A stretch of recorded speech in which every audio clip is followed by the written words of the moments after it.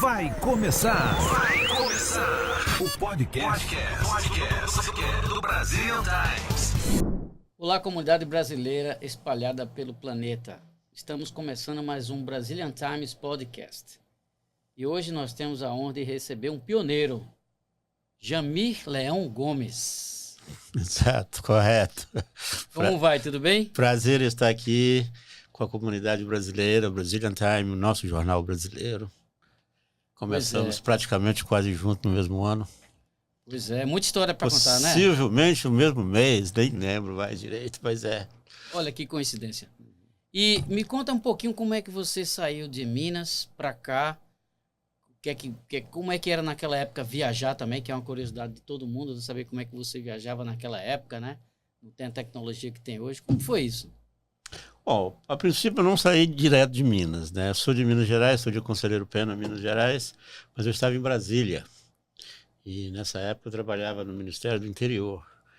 E João Figueiredo, na época, que era o presidente, ele tinha um compulsório de $5.000 para quem quisesse sair do país naquela época. Então tinha um ano que ninguém saía do Brasil. Nós já tínhamos brasileiros aqui de Governador Valadares, em Conselheiro Pena. Muitos vieram entre a década de 69 e 80, vieram para aqui, muitos voltaram e alguns ficaram, se casaram com americanos. Eu trabalhava no Ministério e fui curtir férias em Conselheiro Pena, soube que o compulsório tinha caído e meu sonho era vir para os Estados Unidos para ajudar a família, que era o sonho de todo brasileiro. Vim para os Estados Unidos, ganhar um dinheiro, comprar uma casa para a família e voltar. Esse sonho continua o mesmo, né? Continua mesmo, né? Para muitos brasileiros é a mesma coisa, mas tem muitos brasileiros que já vêm aqui a trabalho mesmo, internacional, e montam suas próprias empresas. Como era a comunicação? O senhor tinha alguma pessoa que morava aqui? Tinha sim. Então, um rapaz que é bem conhecido, o Valtinho, que montou aqui o Café Brasil, restaurante. Tinha um outro amigo nosso, também todos de Conselheiro Pena. Eles estavam em comunicação com a gente naquela época. Eu vir para os Estados Unidos naquela época era um sonho. Você tinha que sonhar, planejar e vir. E eu acredito que não havia as fronteiras abertas. Hoje, né? Como é hoje, não. Eu acho que as fronteiras eram abertas mais para a Europa, para o Midwest, essas coisas aí. E a comunicação foi que eles iam esperar a gente aqui. Em Boston mesmo? Em Boston. Porque até então a gente não tinha aquela coragem de ir ao aeroporto, à imigração. Eles já eram legais aqui, cidadãos, claro. Já eram cidadãos americanos. Mas eu acho que ainda havia um receiozinho, mesmo que a gente tendo todos esses direitos, que para mim foi assim, eu acho que para eles também foi. A minha intenção era vir e eles me pegar no aeroporto, mas só que no meu caso eu não sabia para que aeroporto que eu estava indo, porque a minha história é um pouco mais complicada. Então o senhor chegou, mas não sabia se eles estavam no aeroporto, né? Eu não sabia que aeroporto. Eu achei que era onde eu descesse, que era Nova York. E desci em Nova York e não sabia nem para onde ir. Aí acontece que um italiano veio, aquela coisa de táxi e tal. Não, vem falando espanhol e italiano, dá para você compreender algumas palavras. E para onde você está indo? Eu falei para ele, estou indo para Boston. Ele olhou para mim, falou assim, mas você está indo para Boston? Deixa eu ver a sua passagem. Como eu fui detido, quando eu peguei as entrevistas, aquela coisa toda lá, eu peguei toda a minha roupa, minhas coisas e joguei tudo numa mala só, que eu não sabia o que estava acontecendo. Claro. Ele me pediu para olhar minha passagem, eu tive que parar o carro, me abrir a mala, porque não estava comigo mais, tudo estava dentro da mala. Mas aí, o que acontece? Ele falou, não, rapaz, você está indo para Boston, você tem que pegar o avião no LaGuardia. Bacana. E naquela época era travel checks, você não viajava com dinheiro, né? Você tinha que comprar um travel check no Citibank. Ele me levou no banco, trocou o cheque, me colocou no LaGuardia, me falou o que eu tinha que fazer. E meus amigos estariam aqui, mas eu não sabia se era Boston ou era Nova York, eles iam me esperar. Mas foi interessante porque eu cheguei no dia 31 de outubro, Halloween Day. Aí eu ainda brinco hoje que os americanos estavam muito alegres na minha chegada, estava todo mundo fantasiado. Todo mundo receptivo. Festejando a minha chegada. Que legal. Mas no final vocês se encontraram em Nova York? Ou o senhor veio para Boston? Não, eu vim para Boston, sem saber muito de nada. Então foi uma aventura, né? Porque Para mim foi.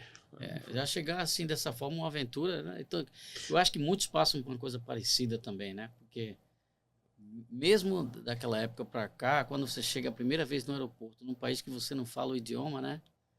Por Se bem que hoje tem celular. Hoje tem, mas naquela época a história é um pouquinho mais complexa do que eu estou te falando, porque Não, tudo bem. eu vi, naquela época era a Varig que fazia as viagens. E tinha como que eu digo, uns agentes recrutando brasileiros vindo para a América.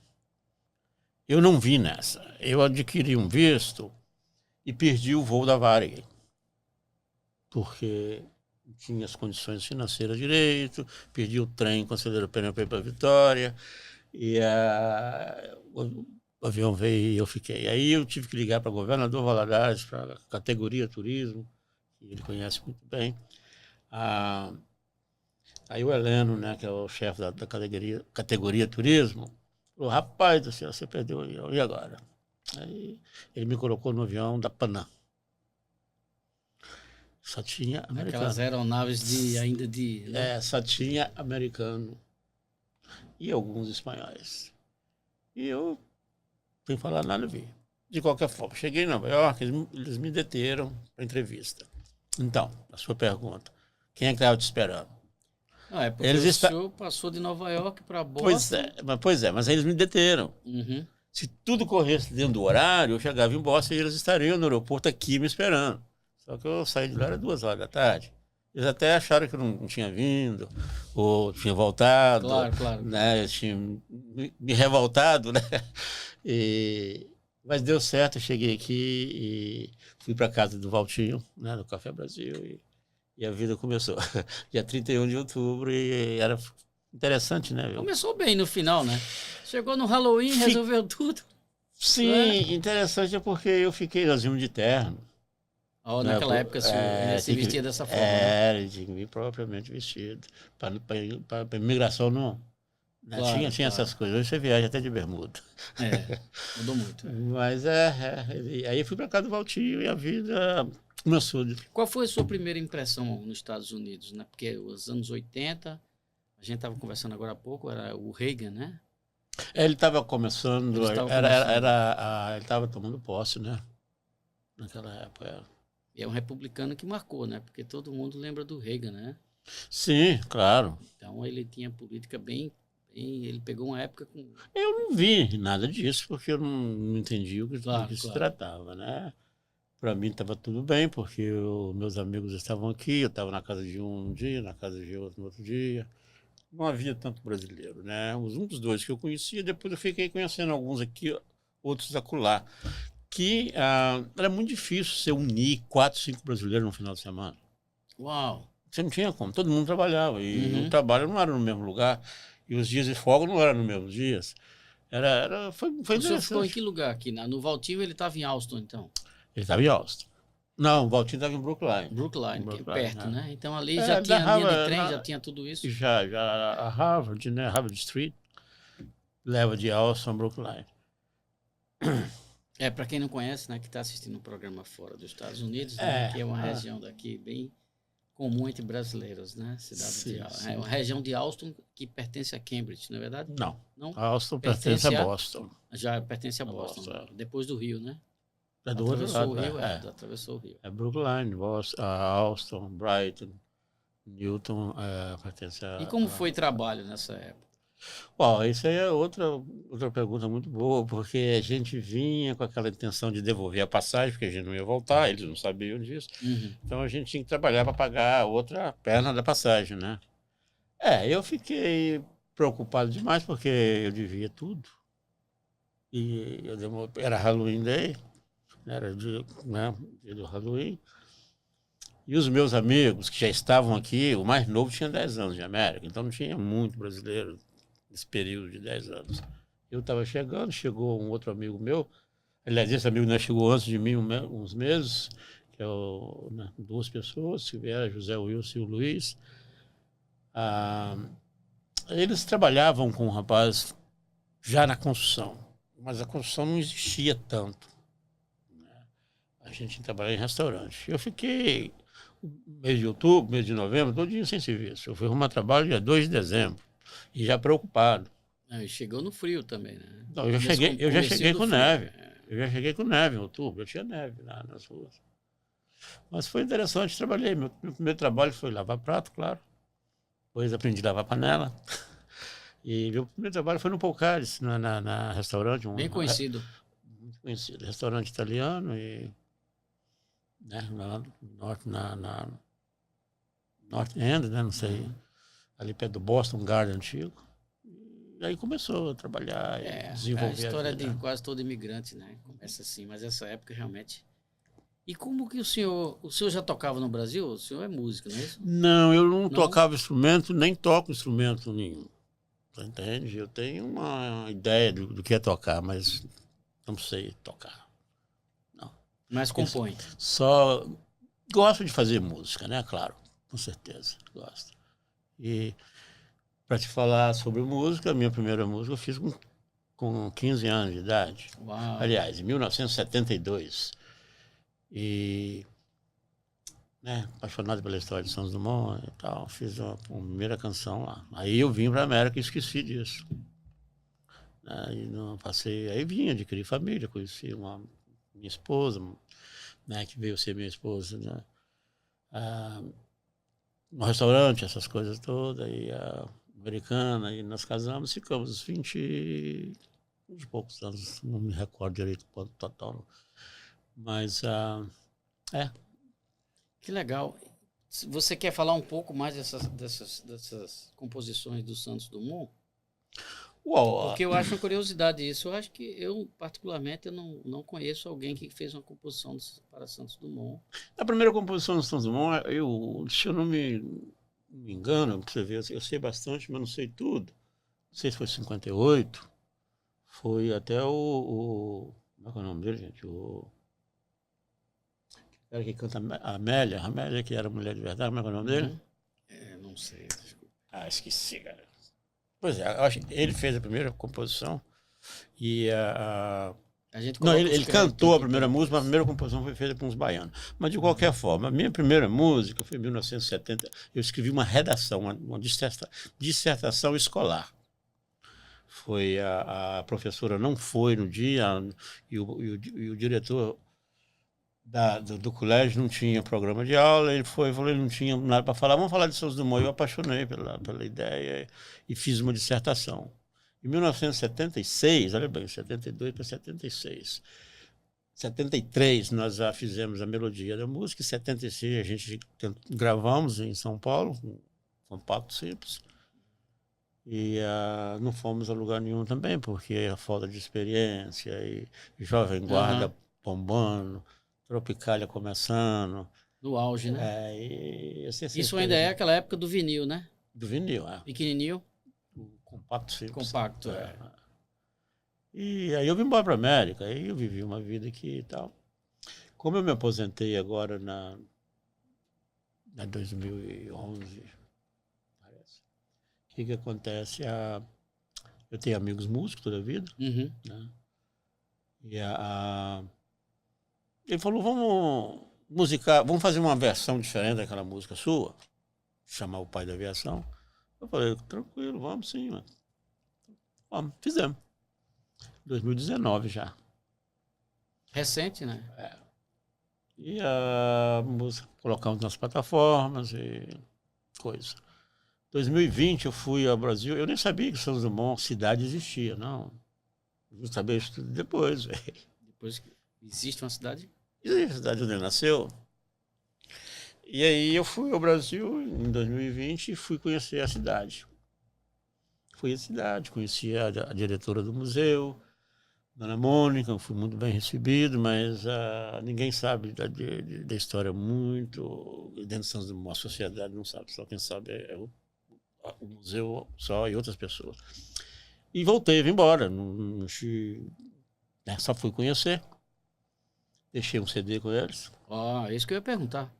Fizemos um CD pelo Amazonas. E o que acontece? De lá para cá, no outro ano, já 2021, o meu amigo, parceiro, falou, vamos fazer a segunda Pai da Aviação? Eu falei assim, vamos. Mas não vamos fazer o Pai da Aviação, não. Vamos fazer a Demoiselle. Porque a Demoiselle, com 14 bis, tem uma diferença. Que o 14 bis, ele foi o primeiro voo, né? Que vai ser aniversário dele do 14 bis, dia 23 de outubro, e dia 20 de julho, agora é aniversário de Santos Dumont. Ele levantou o voo, ele construiu tudo. Ele construiu o seu motor, ele fez um motor a gasolina, e ele levantou sozinho com o avião dele, depois de várias pesquisas dele. E não foi só ele que tentou voar naquela época, nos anos, né? Ele voou em 1906, mas em 1800 já tinha gente tentando voar. E o Wright Brothers entra nessa história. Então, quando o Wright Brothers entrou nessa história aqui, ele perdeu os direitos né, de ter sido o primeiro a voar. Ele falou assim, esquece isso. Porque ele já tinha, se você prestar atenção, ele já tinha dominado o ar quando ele era fanático com os balões, ele conhecia os balões, como quando ele foi visitar a França, que o pai dele é francês. Ele nasceu na fazenda Cambangu, em Santos Dumont. Santos Dumont antes era Palmeira, cidade era João Gomes, depois passou para Palmeira. E ele nasceu em Palmeira. E o pai dele caiu de um cavalo, o pai dele era muito rico, né, o maior cafeiro do mundo, do Brasil naquela época. E ele caiu, ele foi visitar a França e apaixonou pelos balões. Então, se você olhar direitinho, conversando de 14 bis, o primeiro avião a voar, ele já tinha dominado o ar há muito tempo, porque o Santos Dumont que se tornou os balões dirigíveis, porque os balões iam de acordo com o vento. Aula de história, que fantástico. E ele falou, eu quero dominar isso. Então ele já tinha, o Wright Brothers está por fora. Eu sou americano e sou brasileiro, mas a Santos Dumont inventou o avião. E o que acontece é que ele já tinha dominado o ar, já sabia como é que dirigia lá em cima. A única coisa que ele queria é fazer um aparelho mais pesado que o ar para voar sem ser o balão. No entanto, ele usou um balão para voar com 14 bis. Por isso se chama 14 bis, que ele tinha uma superstição do número 13. Entendeu? Bacana. Então, quando ele teve esse problema com os Estados Unidos e o Wright Brothers, ele falou, vou fazer um avião só para mim, que eu já sabia como é que fazia o avião, já sabia como é que dominava. Ele fez o Demoiselle. Ele fez um avião assim, que é o teco-teco que nós usamos no Brasil e no mundo inteiro, até hoje. Né? Aí nós fizemos a música Demoiselle, foi a segunda música. Legal. Eu e José Andrade. O Pai da Aviação foi feita comigo e uma outra pessoa, João Eustáquio, meu amigo de escola. José Andrade é um músico, não, um músico, ele toca vários instrumentos. Fizemos a Demoiselle, e aí voltei a Santos Dumont, apresentei a música toca lá nas rádios, toca em algum lugar. Isso é 2021, né? No final de 2022, o José Wilson, que é o compositor conhecido no Brasil, que fez a música Você Não Me Ensinou a Te Esquecer, que Caetano Veloso gravou, o Fernando Mendes. Nós fizemos uma última música agora que chama Nosso Ilustre Cidadão, que canta Caju e Castanha. Caju e Castanha, muito bonita. A dupla do Repente lá. A dupla do Repente, Onde está tocando, inclusive está lá no Pará hoje, está estourado no Pará, está estourado em Recife, está tocando em várias rádios.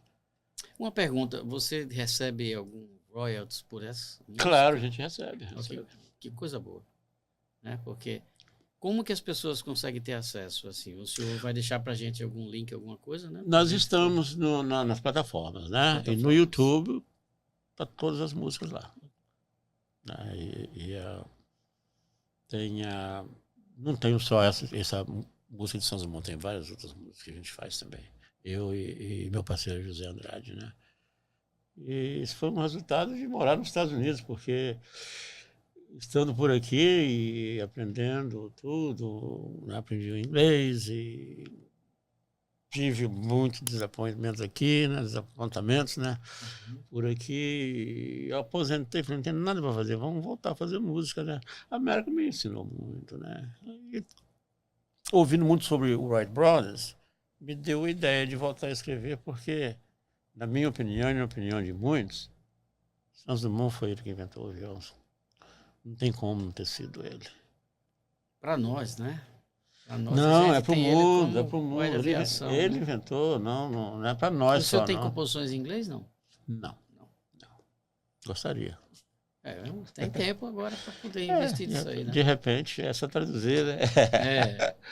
Mas olha, foi um prazer, seu Jamil. Obrigado. Uma história muito legal e tem que ter muito tempo para contar mais coisas, né? Tem, sim. A minha passagem pela América, né, e o Brazilian Time, por exemplo, a gente começou em 1980 e eu comecei em 87 a trazer. Eu fui uma das pessoas. A minha loja era distribuidora. Eu fui distribuidor de jornais e alguns materiais didáticos, literários. Quando eu vi a comunidade brasileira crescer e né, começaram a nascer filhos de brasileiros, eu praticamente percebi que as crianças precisavam de uma literatura brasileira. Muito bom isso. A comunidade era muito pequena. Muito bom. Né? E comecei a trouxe livros, tinha o Clube do Livro, depois teve a história das fitas de novela, de jornal nacional, essas coisas. Eu comecei a trazer isso. Eu soube dessas histórias depois que eu cheguei também. O pessoal essa me história. Aí teve um Fantástico de 3 semanas para trás, né? Mais ou menos assim. O Fantástico, a gente trazia. Novela, né? Novela. Eu já comecei a trazer quase que em dia. Mas teve um concorrente, um amigo nosso lá em Nova York, que também trouxe. O Brasília Update. O meu era, a minha fita era Aqui Brasil, que era o nome da minha loja, Aqui Brasil, distribuidora de fitas e jornais. E a gente teve uma competição até interessante. E ele tinha mais acesso à Globo, mas eu também tinha, e depois nós fomos discutir isso na corte, né? Que deu. Mas a Globo estava preocupada com isso, não. A Globo estava preocupada em saber quantas pessoas via gente para eles entrarem aqui. E eu tive lá e conversamos com eles.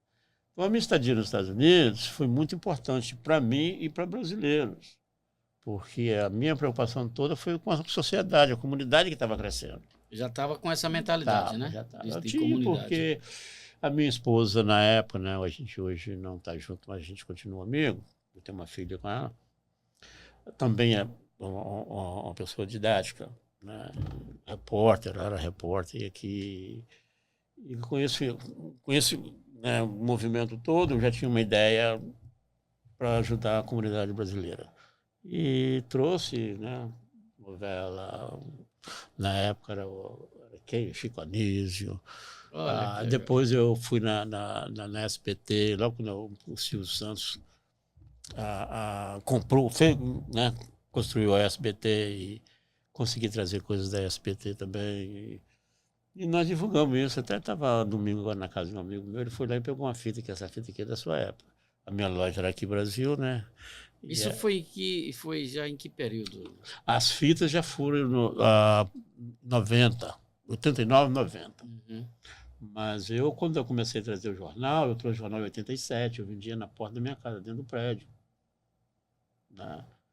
Foi que eu comecei a crescer, porque os brasileiros, tudo brasileiro aqui, acho que é o mesmo, claro que deve ser, era imóveis no Brasil e o esporte. Então, eram os dois jornais que eu mais vendia. Era o Estado de Minas e o Estado de Minas de domingo, o Estado de Minas de quarta-feira e o Jornal do Esporte. Aí depois eu trazia jornal, até de lá eu trouxe, do Rio Grande do Norte. E o senhor tem alguma relação com o Brazilian Times também, junto com a comunidade? Não, a gente se conheceu por isso, porque ele apareceu, o Edilson apareceu lá na loja, onde não tinha montado a loja, eu estava usando um espaço. E com o jornal dele. No mesmo ano, no mesmo mês, parece, na mesma época, foi tudo aquilo. E a gente se conheceu. Outro desbravador, né? Uhum, com certeza. De lá eu saí, eu não tinha dinheiro ainda, não estava vendendo bastante ainda para montar uma loja, pagar um aluguel, embora o lugar é muito mais barato que hoje. Tem uma loja que existe lá na Harvard Street, que chama Mr. Music, que ela vende aparelhos eletrônico, guitarra. Então a Music já é dessa época? A Mr. Music? Eles são italianos, são meus amigos de fé, camarada. Que legal. Eles já estão aí há muitos anos, muito mais do que ainda isso. Está lá, né? E eles me cederam um espaço e eu comecei a ir lá. Entregando para eles o jornal, e eles revendiam para mim. Aí eu trazia os discão, os vinil, trazia fita cassete, né? Eu acho que o Edilson andou trazendo umas fitas cassete também, que eu acho que ele deixou da minha loja algumas coisas dessas, se eu não me engano. foi essa a minha relação com o Brazilian Time. Então, a minha loja, como era distribuidora, eu distribuía para várias lojas. No início eram poucas lojas, e o jornal dele ia junto. Então a gente fez uma amizade ali. Que legal. Crescemos ali. Eu cresci também, aí montei a minha própria loja, com depósito, já tinha mais... Né? Já tinha uma demanda maior. Já tinha. Aí cresceu, a comunidade está crescendo cada dia mais.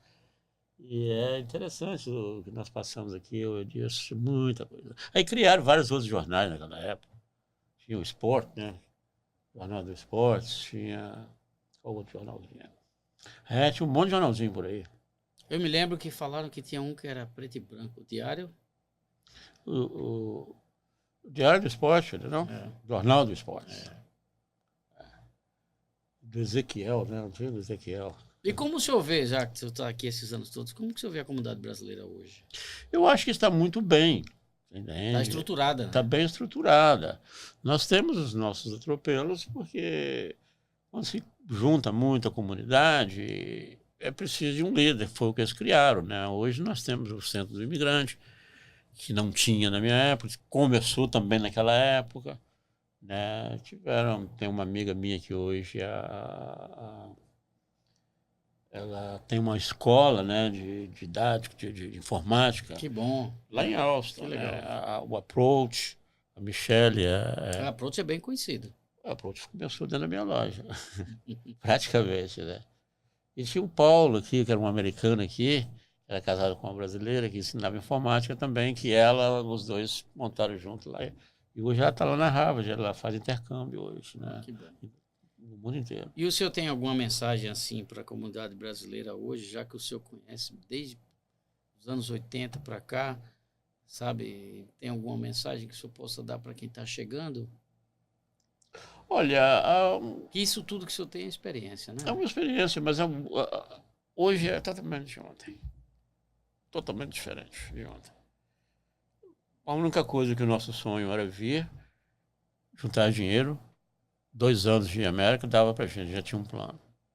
Eu, como sempre fui além um pouco da minha vida, dos meus pensamentos, dos meus desejos, eu sempre quis aprender a América, apesar de eu querer o dinheiro para ajudar a minha família, mas eu queria aprender a América. E as coisas, sou um cara privilegiado, porque aconteceu tudo muito rápido. Que coisa boa. A mulher americana apareceu, uma pessoa educada, bacana, teve paciência comigo, me ensinou inglês, depois eu fui para a escola aprender algumas coisas também. Hoje é um pouco complicado, porque nós temos um cantor brasileiro aqui todo dia, boates para todo lado, casas de shows, bebida, você anda mais tranquilo. Antigamente a gente tinha um pouco de receio. Pois é, uma coisa rapidinho para a gente dar uma continuidade rápida nisso, que o senhor falou que tinha medo da polícia, né? A gente tinha, porque a gente não tinha informação, né? A imigração não é esse bicho de 7 cabeças que todo mundo pensa que é, desde que você seja honesto. Essa é uma mensagem muito boa. Você seja sincero e verdadeiro.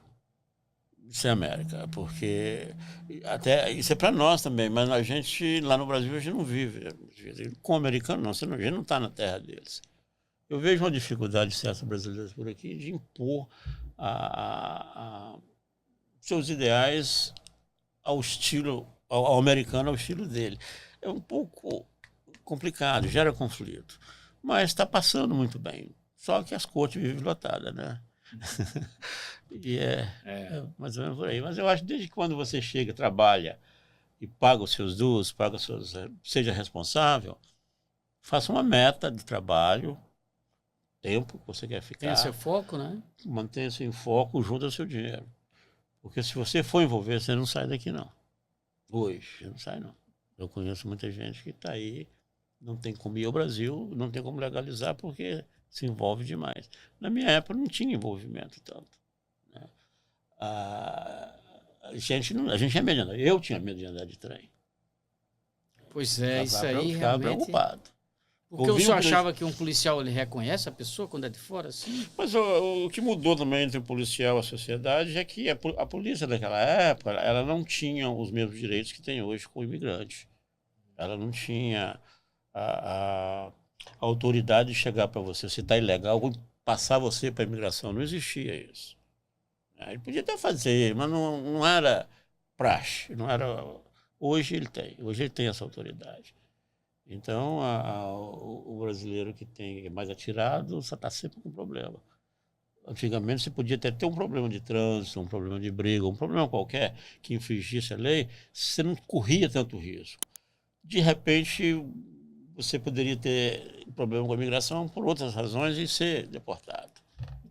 A gente tinha medo disso, então a gente não causava tanto impacto para o americano. Deu para entender bem, vocês eram mais recatados assim com relação Claro, nós a várias situações. Eu não podia ir né? embora, não, eu tinha que pagar as contas primeiro. Tá certo. Olha, foi um prazer, viu, seu Jamir? Prazer é meu, obrigado pelo tempo. É muita coisa para saber. O senhor é um desbravador, um pioneiro aqui brasileiro na América, né? Isso. Então, assim, querendo ou não, a gente aprende muito com o que o senhor está falando para a gente, né? O tempo é diferente, mas as lições são as mesmas. Eu acho sim. Se diverte mais hoje do que naquela época, né? Tá certo. A gente, quando começou a trazer o Brazilian Time, me deu várias honras, eu tenho vários troféus que eles me deram, né? Em honra, inclusive a música, né? E a minha loja foi beneficiada com o troféu de a loja pioneira, né? Tá lá, pioneira na época. Eu tenho os troféus. E voltando à música, dia 20 agora é aniversário de Santos Dumont, né? Então a gente está aí nessa euforia, o Brasil inteiro hoje está falando mais de Santos Dumont do que falava em 10 anos.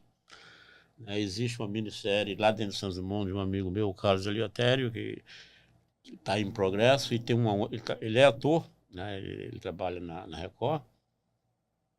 E tem um outro filme que está... uma outra série que ele está trabalhando, chama Voo a Mané, que é uma história de Santos Dumont, de um negro que cuidava de Santos Dumont quando era pequeno. Olha só. Isso tem projeto para esse ano ainda, para ser exibido? Olha, eu até conversei com ele hoje cedo. Ele está com problema de eleição no Brasil, problema de divulgação, problema de patrocínio, mas tá no ar, tá no ar. Ele está gravando e vai sair. Que coisa boa. Depois a gente traz aqui para o pessoal. Sim. E obrigado de novo, foi um prazer. O prazer é meu. Para os brasileiros ficarem conhecendo o seu Jamir. Tem muita gente que sabe quem sou eu. Tá certo. Obrigado. Nada. A casa é sua. Obrigadão. Você brasileiro que está curtindo aqui o podcast, clique aí no subscribe, clique no sininho e esteja sempre ligado nos conteúdos do Brazilian Times.